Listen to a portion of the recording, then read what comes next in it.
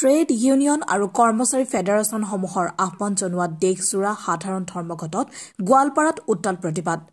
গোৱালপাৰা চহৰৰ বিউচিত গণতান্ত্ৰিক মহিলা সংগঠন, ট্ৰাক কৰ্মচাৰী সন্থা, অংগনবাড়ী কৰ্মী সহায়িকা, আশা কৰ্মী, নিৰ্মাণ শ্ৰমিক সন্থা, লাইট মটৰ ভেহিকল ইউনিয়ন, চাফাই কৰ্মী ইউনিয়ন, বামপন্থী দলৰ নেতা কৰ্মীসকলে সমবেত হৈ শ্ৰমিক, কৃষক, নিবনুৱা, যুৱক যুৱতীৰ স্বাৰ্থ বিৰোধী বিজেপি চৰকাৰৰ নীতি পৰিৱৰ্তনৰ দাবীত বিভিন্ন শ্লোগানেৰে উত্তাল কৰি তোলে।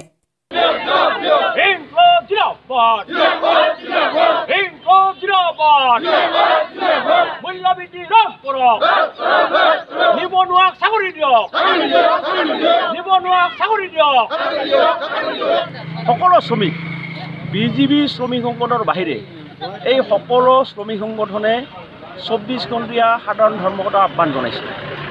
মূলতে দাবী হ'ল যে যিখন কৃষি আইন আনিছে সেই আইনৰ জৰিয়তে কৃষকৰ অধিকাৰ হৰণ কৰিব বিচাৰিছে আৰু যাৰ ফলত তেওঁলোকে যিটো উৎপাদিত ফচলৰ ন্যায্য মূল্য তেওঁলোকে মূল্যটো নাপাব।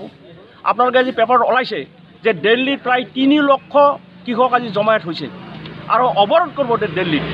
লগতে আমি দাবী কৰিছোঁ যে যিবিলাক আলু পিঁয়াজকে ধৰি যিবিলাক অত্যাৱশ্যক সামগ্ৰী আছিল সেইটো তেওঁলোকে অত্যাৱশ্যক সামগ্ৰীৰ পৰা তেওঁলোকে বাদ দি দিছে। গতিকে আমি দাবী কৰিছোঁ যে এইটো ৰাখিব লাগে আৰু যাৰ ফলত নকৰাৰ কাৰণে আজি পিঁয়াজ, আলু, দালি সকলো বস্তুৰ দাম বাঢ়িছে আৰু দিনে দিনে বস্তুৰ দাম বাঢ়িছে। গতিকে আজি আমি দেখিছোঁ গতিকে আমি দাবী কৰিছোঁ যে আজি যিবিলাক গাঁও অঞ্চলৰ MG কাম সেইটো বন্ধ হৈছে। প্ৰব্ৰজিত যিবিলাক শ্ৰমিক আছিল তেওঁলোকৰ নাই। কৰোণাৰ কাৰণে মানুহৰ সাংঘাতিক অৱস্থা হৈছে। আজি ঋণগ্ৰস্ত হৈছে, তেওঁলোকে ঋণ দিব পৰা নাই। আপোনালোকে নিজে জানে তুলসী বিলত 5জন পৰিয়ালে আত্মহত্যা কৰিলে। আজি ইয়াতো মাইক্ৰ' ফাইনেন্সৰ নামত বিভিন্ন ধৰণৰ অত্যাচাৰ কৰিছে তেওঁলোকক। আজি মহিলাৰ ওপৰত আজি অত্যাচাৰ হৈছে, ধৰ্ষণ হৈছে, আজি হত্যা কৰা হৈছে। তাৰ কোনো ব্যৱস্থা তেওঁলোকে কৰা নাই। আজি মাটিৰ কোনো জৰীপ কৰা নাই, কোনো মাটিৰ পাট্টা দিয়া নাই।